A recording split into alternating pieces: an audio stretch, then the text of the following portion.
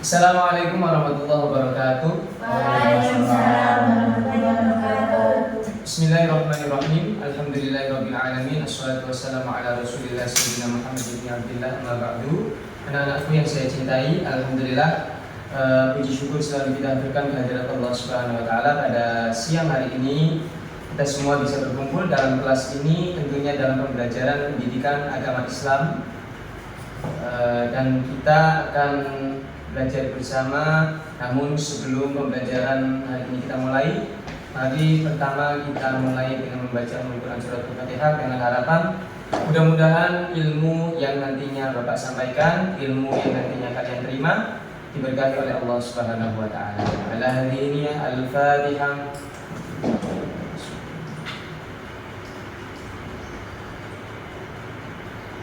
Baik anak-anakku, apa kabar hari ini? Baik. Alhamdulillah. Ada yang nggak masuk hari ini? Ada. Nah, siapa saja yang nggak masuk? Coba disebutkan nama-namanya. Wahyu, Zahro, Sidi, sama Ibnu. Ada surat izinnya? Ada. Baik, kalau begitu kita akan mulai pembelajaran hari ini. Dan pembelajaran hari ini adalah tentang rukun-rukun sholat. Silahkan materinya dilihat dari yang sudah Bapak share. Rukun-rukun sholat. Yang pertama kita harus tahu apa itu rukun. Rukun-rukun sholat. Yang pertama adalah rukun. Rukun adalah sesuatu yang wajib dikerjakan. Dan apabila sesuatu yang wajib ini tidak dikerjakan, maka sholatnya tidak sah. Maka rukun-rukun sholat adalah sesuatu yang penting dan wajib dikerjakan. Sebelumnya, mengapa kita harus mengetahui rukun-rukun sholat? Karena seperti yang kita ketahui bahwasanya sholat adalah sesuatu yang wajib kita lakukan sebagai umat Islam. Nah, sesuatu yang wajib ini tidak hanya wajib kita kerjakan, tapi wajib juga kita sempurnakan agar sholat yang kita kerjakan sah. Nah, agar sholat kita sah, maka kita wajib untuk mengetahui apa saja rukun-rukun sholat dan mempraktekannya pada ibadah sholat kita sehari-hari. Rukun-rukun sholat ada 13. Yang pertama niat, yang kedua berdiri tegak, yang ketiga takbiratul ihram, yang keempat membaca Al-Fatihah, yang kelima rukuk dengan tumaninah, yang keenam iktidal dengan tumaninah, yang ketujuh sujud 2 kali dengan tumaninah, yang kedelapan duduk antara 2 sujud dengan tumaninah, yang kesembilan duduk akhir, yang ke-10 membaca tasyahud akhir, yang ke-11 membaca sholawat atas Nabi, yang ke-12 memberi salam pertama yang ke kanan, yang ke-13 tertib rukun atau urut. Yang pertama adalah niat. Yang pertama adalah niat. Sebelum kita membahas niat, saya akan mengajak salah satu anak yang akan saya jadikan beraga sebagai contoh. Ya, nanti setelah pembelajaran kalian juga bisa menerapkannya dalam ibadah sehari-hari. Silakan Mas Diki maju ke depan. Iya Pak. Oke, rukun-rukun sholat. Yang pertama adalah niat. Niat ini secara bahasa adalah al-qasdu, yang artinya maksud atau tujuan. Jadi niat adalah tujuan. Tujuannya karena apa? Karena ibadah. Jadi Mas Diki berdiri di sini akan sholat. Tujuannya adalah untuk beribadah. Kepada siapa? Kepada Allah Subhanahu wa taala. Dan ini harus diniatkan dari awal. Apabila niat ini tidak diniatkan dalam hati, maka sholat yang dikerjakan Mas Diki tidak sah, karena niat termasuk dalam rukun-rukun sholat. Setelah itu yang kedua adalah berdiri tegak. Berdiri dalam sholat adalah salah satu rukun sholat bagi orang yang mampu. Berdiri yang dimaksud adalah posisi tegak yang dilakukan dalam sholat. Nabi Muhammad SAW bersabda, sholatlah dengan berdiri. Jika kamu tidak mampu, maka dengan duduk. Jika tidak mampu juga, maka dengan berbaring di samping. Hadis riwayat Bukhari, nomor hadis 1117. Jadi dimaksudkan berdiri tegak adalah karena posisinya Mas Diki ini adalah seorang yang sehat walafiat, maka diwajibkan, diutamakan untuk berdiri tegak. Kalau misalkan Mas Diki tidak sedang sakit, tidak bisa berdiri tegak, maka diperbolehkan untuk duduk. Nah, kalau Mas Diki tidak bisa untuk duduk, maka diperbolehkan untuk berbaring. Nah, di sini karena Mas Diki ini adalah seorang yang sehat, masih mampu berdiri, maka diwajibkan untuk berdiri tegak. Selanjutnya yang ketiga adalah takbiratul ihram. Ya, Rasulullah SAW bersabda, kunci sholat adalah bersuci. Permulaannya adalah takbir dan penutupnya adalah salam. Nah, jadi setelah niat berdiri tegak, setelah itu takbiratul ihram. Nah, takbiratul ihram ini mengucapkan sambil membaca Allahu Akbar, mengangkat kedua tangan. Silakan. Allahu Akbar. Nah, takbiratul ihram. Setelah itu berikutnya adalah membaca Al-Fatihah. Nah, jadi membaca surat Al-Fatihah ini adalah termasuk rukun sholat. Apabila seseorang sholat, misalkan Mas Diki ini sholat, sudah niat, sudah berdiri tegak, sudah takbiratul ihram, namun dia tidak membaca surat Al-Fatihah, maka sholat yang dia kerjakan tidak sah. Karena surat Al-Fatihah adalah termasuk rukun sholat. Jadi tidak sah sholat bagi orang yang tidak membaca surat Al-Fatihah. Silakan membaca surat Al-Fatihah, Mas Diki. Bismillahirrahmanirrahim. Alhamdulillahirabbil alamin. Arrahmanirrahim. Maliki yaumiddin. Iyyaka na'budu wa iyyaka nasta'in. Ihdinas siratal mustaqim. Siratal ladzina an'amta 'alaihim ghairil maghdubi 'alaihim waladdallin. Amin. Setelah membaca surat Al-Fatihah, yang berikutnya yang kelima adalah ruku dengan tumakninah. Silakan dibaca, Dinda. Ruku dengan tumakninah. Ruku adalah gerakan dalam sholat di mana seseorang membungkukkan dan hingga punggung rata sejajar dengan kepala sambil kedua tangan memegang lutut. Tumakninah adalah berhenti sejenak dengan tenang dan tidak tergesa-gesa sebelum bergerak ke rukun berikutnya. Hadis Nabi, kemudian duduklah sampai kamu tenang dalam ruku itu. Hadis riwayat Bukhari nomor 757, Muslim nomor 397 dari hadis Musi Aswalan. Ya, berikutnya adalah ruku disertai dengan tumakninah.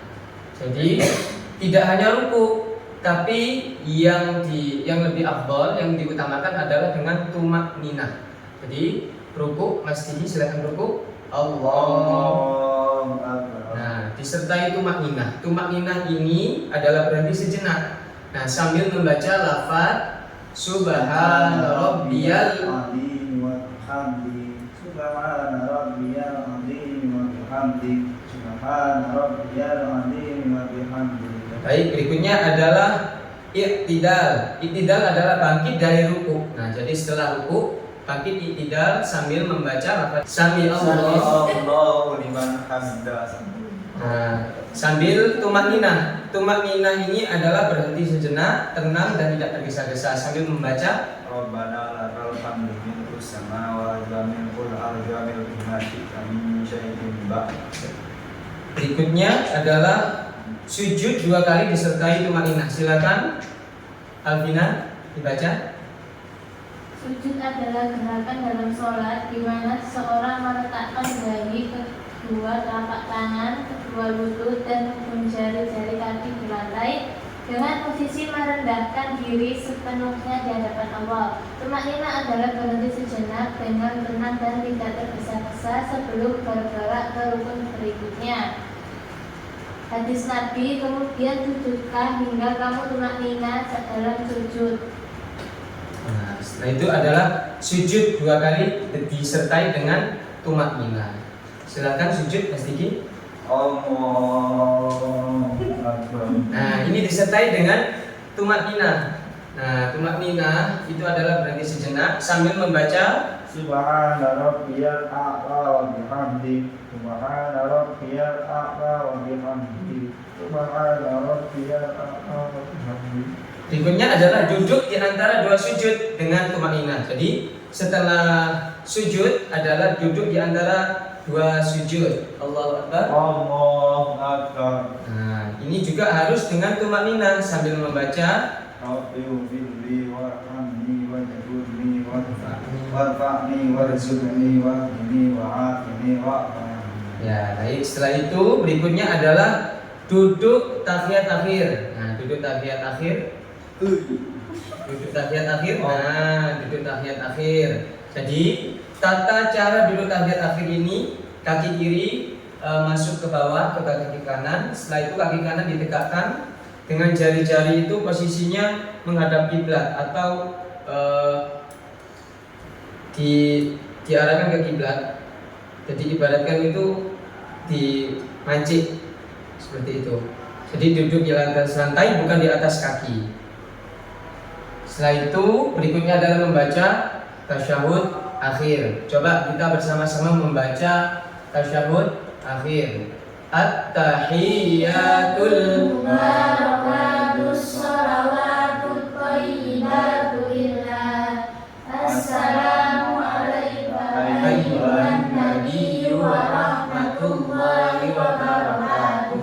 Assalamu alayna wa ala ibadillahi sholihin. Asyhadu an la ilaha illallah wa asyhadu anna Muhammadar Rasulullah. Berikutnya adalah membaca sholawat atas Nabi. Kita lanjutkan bacanya. Allahumma sholli ala sayyidina Muhammad wa ala ali sayyidina Muhammad kama shallaita ala sayyidina Ibrahim wa ala ali sayyidina Ibrahim wa barik ala sayyidina Muhammad wa ala ali sayyidina Muhammad kama barakta ala sayyidina Ibrahim wa ala ali sayyidina Ibrahim fil alamin innaka Hamidum Majid. Berikutnya adalah salam yang pertama ke kanan. Nah, salam ini kan ada dua. Yang pertama adalah salam ke kanan, yang kedua adalah salam ke kiri. Namun yang masuk dalam rukun sholat adalah salam yang pertama, yakni salam yang ke kanan. Salam ini adalah penutup sholat yang dilakukan setelah duduk tasyahud akhir dengan salam. Jadi seorang muslim mengakhiri sholatnya secara sah. Jadi salam ke kanan. Assalamualaikum warahmatullahi. Nah, setelah itu salam ke kiri. Nah, salamnya tetap ke kanan dan ke kiri, namun yang menjadi rukun sholat adalah salam yang ke kanan. Berikutnya adalah tertib rukun. Jadi tertib rukun dimaksudkan adalah urut dari mulai niat awal masjid niat sampai dengan salam, sampai dengan akhir sholat ini tadi, tertib urut, tidak berantakan urut. Jadi yang ke-13 adalah urut.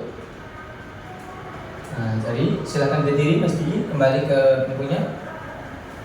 Terima kasih. Ya, Pak. Nah, jadi itulah rukun-rukun sholat. Berikut praktek-prakteknya. Jadi ingat, rukun-rukun sholat tadi apa? Sesuatu yang penting, yang wajib dilakukan ketika sholat. Apabila rukun sholat ini salah satunya saja ditinggalkan, maka sholatnya tidak sah. Nah, rukun-rukun sholat tadi ada berapa? 13. Yang pertama, kedua, yang ketiga, yang keempat, 5, ruku beserta tumaninah. Jangan ruku saja ya, tapi ruku disertai dengan tumaninah. Yang keenam, yang ketujuh, 8, yang ke-9, Yang ke-10, membaca tasyahud akhir, yang ke-11, membaca sholawat atas Nabi, yang ke-12, membaca salam pertama, yang ke-13. Nah, jadi itulah rukun-rukun sholat yang sudah kita pelajari dari mulai niat sampai dengan urut tertib. Nah, jadi itulah pelajaran kita hari ini.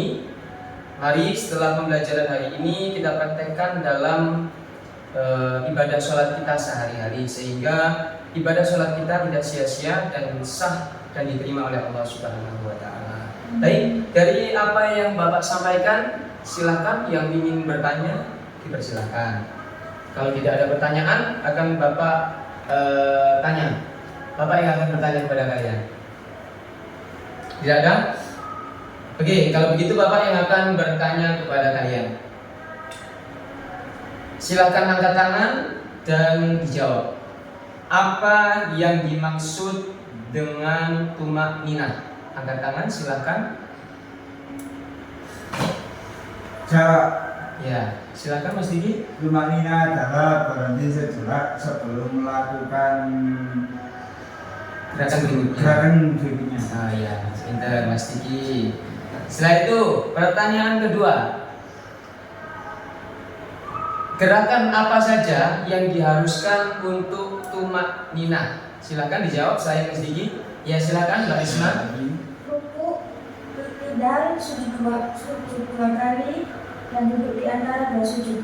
Ya, bagus. Jadi itu yang bisa kita pelajari hari ini dari rukun-rukun sholat, dari apa saja rukun-rukun sholat yang sudah kita praktekkan tadi. Mudah-mudahan pembelajaran hari ini bermanfaat untuk kita semuanya. Mari kita akhiri pembelajaran hari ini dengan membaca kafaratul majelis. Subhanakallahumma wa bihamdika asyhadu an la ilaha illa anta astaghfiruka wa atubu ilaik. Bapak mohon maaf apabila ada salah kata. Mohon maaf yang sebesar-besarnya. Assalamualaikum warahmatullahi wabarakatuh. Waalaikumsalam.